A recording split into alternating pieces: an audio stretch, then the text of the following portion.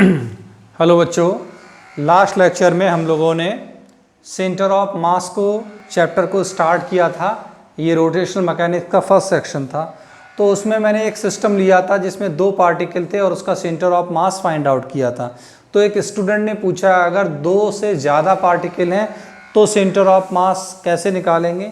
दो या दो से ज़्यादा पार्टिकल हैं, तीन से ज़्यादा पार्टिकल हैं या n पार्टिकल हैं, तो ऐसे में सेंटर ऑफ मास को किस तरीके से निकालते हैं आज हम उस पर डिस्कशन करेंगे और एक न्यूमेरिकल सॉल्व करेंगे।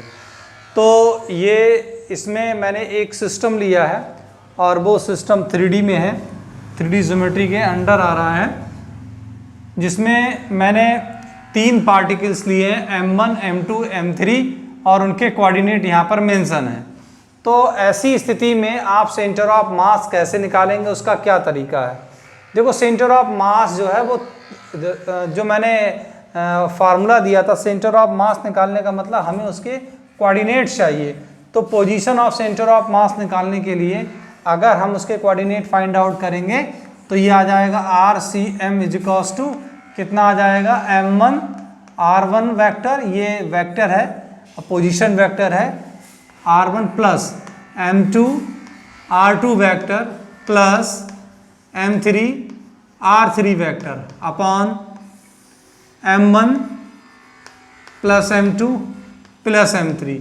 इस तरीके से आप निकाल सकते हैं। r1 r2 की वैल्यूज़ क्या होंगी उन पर चर्चा कर लेते हैं। तो r1 की वैल्यू होगी, वेक्टर r1 की वैल्यू आपको पता है कैसे निकालते हैं, ये होगी x1 i caret plus y1 j caret plus z1 k caret.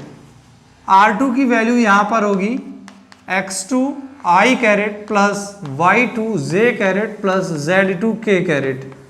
और यहाँ पर r3 की जो वैल्यू होगी वो होगी x3 i caret plus y3 j caret plus z3 k caret, right. तो ये यहाँ पर r1 r2 r3 के वैल्यूज़ होंगे। एक तरीका और है सेंटर ऑफ मास निकालने का, वो क्या तरीका है, हमें तीन कोऑर्डिनेट मिलेंगे। यहाँ पे जो सेंटर ऑफ मास है इसके 3 कोऑर्डिनेट होंगे, x, y and z, 3 coordinate होंगे। उन तीनों को आप अलग अलग निकाल सकते हो।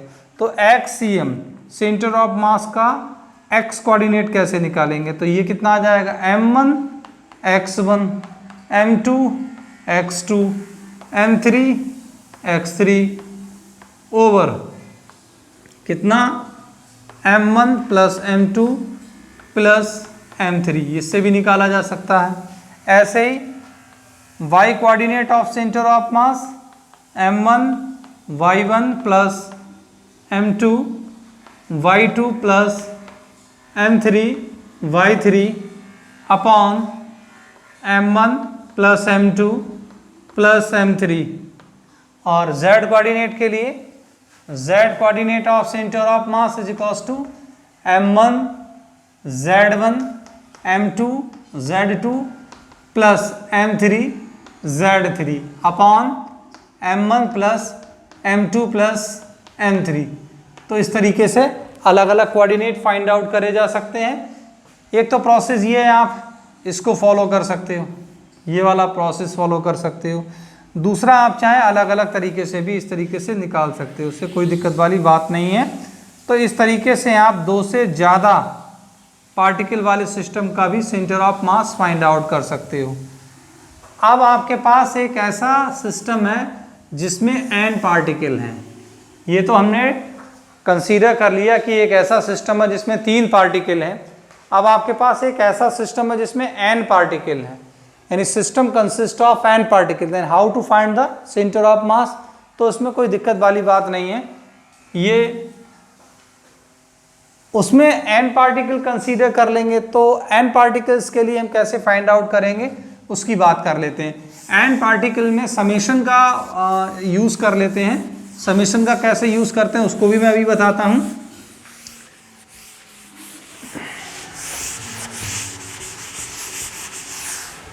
अगर n पार्टिकल हैं, if system consist of n particle, अगर n पार्टिकल है तो हम कैसे उसको फाइंड आउट करेंगे? तो वेक्टर हमें फाइंड आउट करना है, पोजीशन वेक्टर, तो उसमें हम ये यूज कर सकते हैं, summation i is equals to 1 to n mi ri upon summation m। तो ऐसे भी फाइंड आउट कर सकते हैं। बाकी एक और तरीका है, ऐसे भी लिख सकते हैं, R C M vector is equals to वही m1 r1 plus m2 r2 and so on up to mn rn over m1 plus m2 that does up to mn। इसको ऐसे भी फाइंड आउट करा जा सकता है। तो कितने भी पार्टिकल हों उतनी ही वैल्यू प्लेस कर देंगे, तो इसमें कोई दिक्कत वाली बात नहीं है। तो ऐसे करके हम सेंटर ऑफ मास किसी सिस्टम का फाइंड आउट कर सकते हैं। तो डियर स्टूडेंट, चाहे 2 पार्टिकल हो, चाहे 3 हो, चाहे 3 से ज़्यादा हो, फार्मूले में बस वेरिएशन थोड़ा सा करना है और आप सेंटर ऑफ मास निकाल सकते हैं। अब हम बात करने जा रहे हैं, एक न्यूमेरिकल है छोटा सा, उस न्यूमेरिकल को कैसे सॉल्व करेंगे उसकी बात कर लेते हैं। सेंटर ऑफ मास पर ही बेस्ड है, तो उसको हम कैसे सॉल्व करेंगे देख लेते हैं। न्यूमेरिकल में एक सिस्टम है जिसमें 3 पार्टिकल एक ट्राइंगल की वर्टिसेस पर रखे हुए हैं और ट्राइंगल की जो साइड है वो बराबर है, इक्विलैटरल ट्राइंगल है। ये एक सिस्टम है। इस सिस्टम में 3 वर्टिसेस हैं, ए बी सी, 3 वर्टिसेस हैं इसमें। इन तीनों वर्टिसेस में मास प्लेस किया हुआ है। इस वाली वर्टिसेस पर m1 मास है, इस वाली वर्टिसेस पर m2 मास है, इस वाली वर्टिसेस पर m3 मास है। और इसका जो कॉन्फ़िगरेशन दिया हुआ है वो कुछ इस तरीके से कॉन्फ़िगरेशन क्वेश्चन में दिया हुआ है। ये एक्स वाई प्लेन में रखा हुआ है,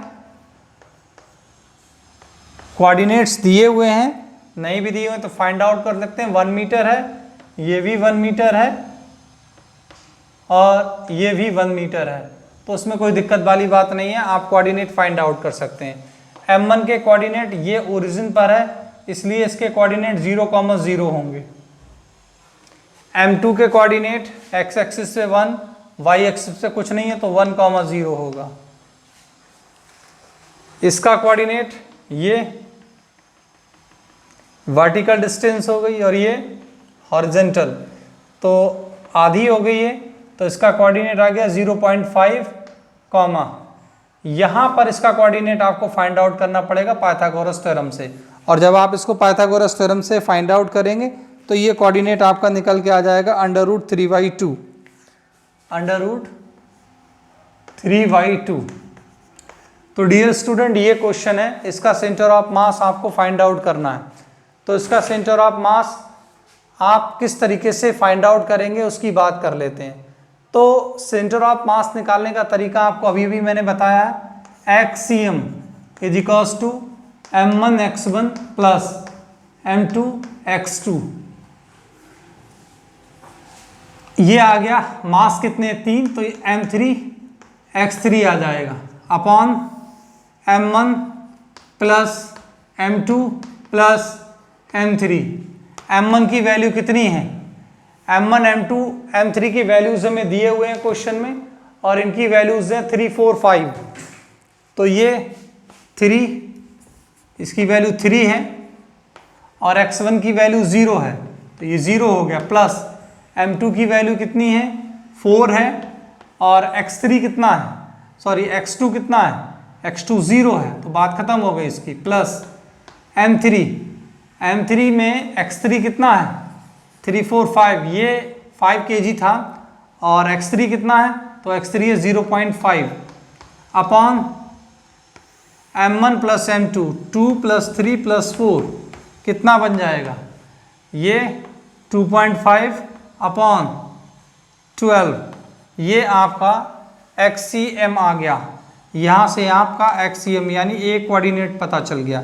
ऐसे ही YCM is equals to M1Y1 plus M2Y2 plus M3Y3 two dimensional में रखा हुआ है upon M1 plus M2 plus M3, सबके वैल्यूज प्लेस कर दो।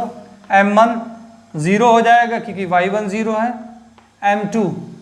M2 की वैल्यू यहाँ पर देखिए M2 X2 था, अच्छा यहाँ पर X2 की वैल्यू है, X2 की वैल्यू 1 है, सॉरी ये X2 की वैल्यू 1 है। देखिए यहाँ पर M2 कोऑर्डिनेट यहाँ से यहाँ तक डिस्टेंस गए तो 1 है, तो ये ऊपर प्लस 4 और आ जाएगा, तो कितना बन जाएगा 6.5/12, ये आंसर आ जाएगा।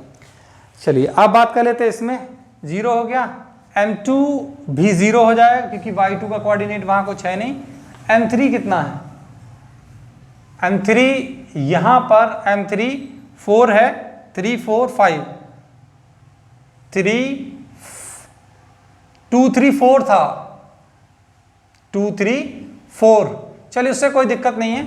तो यहाँ पर हमने कितना लिया था, 3 लिया था, 4 लिया था और 5 लिया है, तो यहाँ पर भी आप 3 लेंगे और 4 लेंगे और 5 ले लेंगे। मास मेंशन कर लो नहीं तो गलत होता रहेगा। मास कितना है 3 4 और 5, ये मास है इनके, दीज आर द मास। तो देखिए 3 4 5 3 4 5 3 4 7 और 7 और 5 12 आ जाएगा, ठीक है। 4 4 और 3 7 और 5 12, तो यहाँ पर आप इसको सॉल्व कर सकते हैं। अब आ जाते हैं आगे, कैलकुलेशन आप चेक कर लेना, उसमें कोई दिक्कत वाली बात नहीं। तो Y1 0 हो गया, Y2 भी 0 हो गया और Y3 कितना आ जाएगा, Y3 की वैल्यू √3/2 है और M3 कितना है, M3 5 है, तो 5 मल्टीप्लाई बाई √3/2 अपॉन 3 4 7 7 और 5 12, तो ये आ गया Y1। तो कोऑर्डिनेट कितने मिले हमें, कोऑर्डिनेट हमें पहला कोऑर्डिनेट मिला ये, दूसरा कोऑर्डिनेट यहाँ से हम निकाल सकते हैं, दैट इज 5√3/24। तो इस तरीके से आप किसी भी स्ट्रक्चर के सेंटर ऑफ मास को फाइंड आउट कर सकते हैं, बस आपको उसके कोऑर्डिनेट्स पता चल जाए। तो कॉन्सेप्ट को इम्प्लीमेंट करना सीखना है। Calculation is not a matter, calculation आप अपने हिसाब से कर सकते हैं, लेकिन इसमें कंसेप्ट को कैसे अप्लाई करना ये पता होना चाहिए। तो डियर स्टूडेंट, इसको कंप्लीट कर लीजिएगा, रिवाइज कर लीजिएगा। नेक्स्ट लेक्चर में मैं इससे आगे का टॉपिक प्रोसीड करूँगा। Thank you so much.